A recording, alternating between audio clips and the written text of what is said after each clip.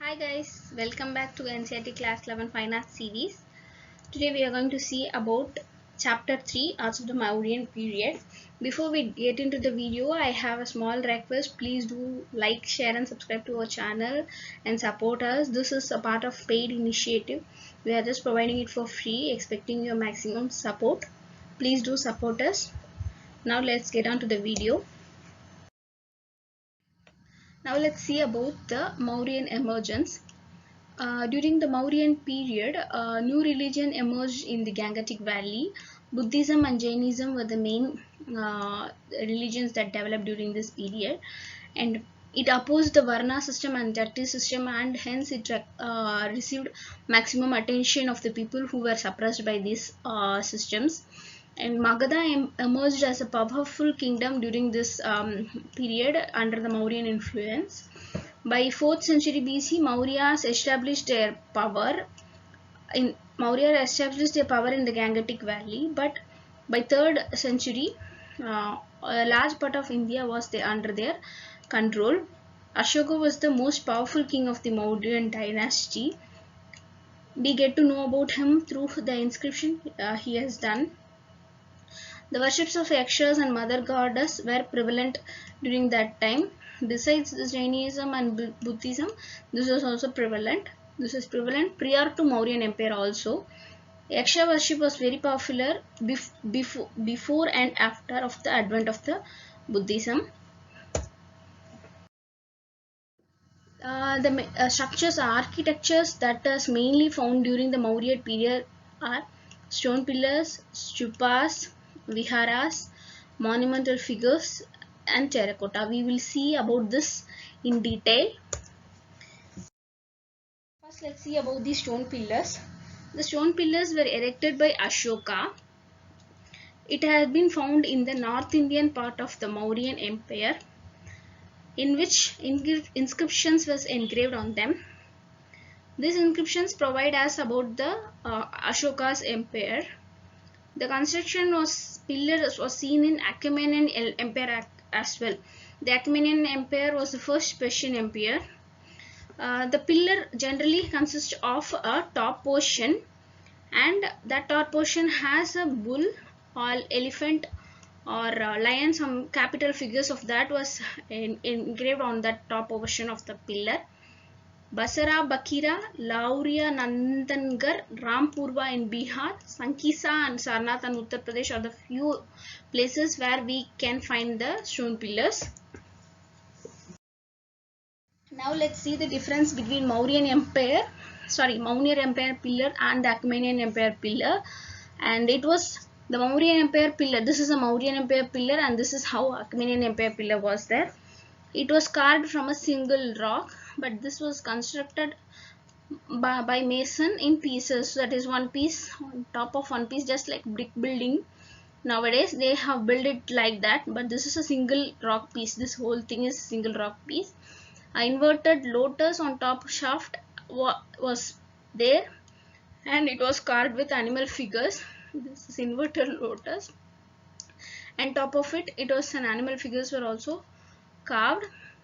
It had smooth surface, but this had fluted surface. But here that top part need not to be like carved part all. It was also plainly left in some places. It had a fluted surface. The Achaemenid pillars. The Mauryan pillar was a monument, but Achaemenid pillar was part of some monument. Let's see about the lion capital. It was discovered at Sarnath near Varanasi. It was built by Ashoka.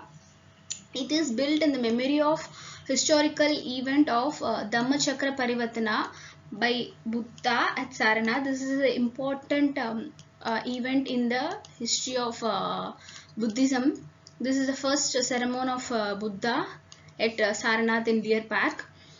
This capital consisted of 5 parts. The shaft is broken in many parts now. The lotus bell base, the drum on the base with 4 animals. This is the drum with 4 animals proceeding clockwise. The figures of four majestic adorned lions. Figures of four majestic adorned lions. The crowning element Dharma Chakram or the large wheel is part of this pillar. This is part of this pillar. However, this wheel is lying in a broken condition and it is displayed in the museum at Sarnath. The capital without the crowning wheel and lotus base has been adopted as the national emblem of the independent India. The facial musculature of the lions is very strong. The inversed lines of the lips, the inversed line here, you can see the lines are inversed and it is giving the naturalistic depiction of the lion. That is how the sculptures has been done, that the lions appear as if they have held their breath. The surface of the sculpture is heavily polished, which is a typical Mauryan period sculpture, and the weight of body if each lion is firmly held by the stretched muscles of the feet. It is shown in this way. The abacus has a depiction of a chakra having 24 spokes in all the four directions. A bull, a horse, an elephant and lion between every chakra is finely curved. This you must remember, that is a bull, a horse, an elephant and a lion is there in this chakra in the clockwise direction. And this 24 spokes is adapted in our national flag. The motif of the chakra becomes significant as a representative of the Dharma chakra in the entire Buddhist art.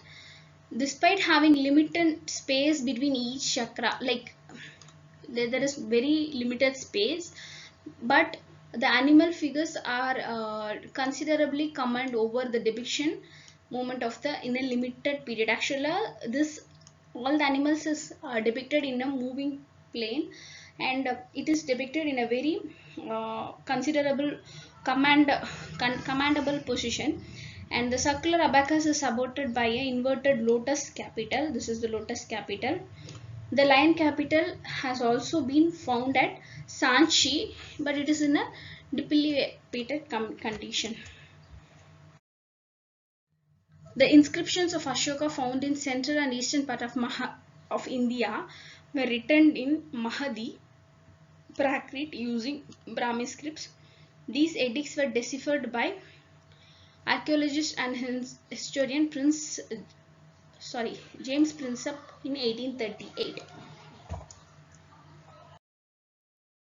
Please do subscribe and watch to our other playlists available in our Vaish IAS channel. We expect your maximum support. Please do WhatsApp to the number mentioned here for the details of the India's biggest UPSC test series. Thank you.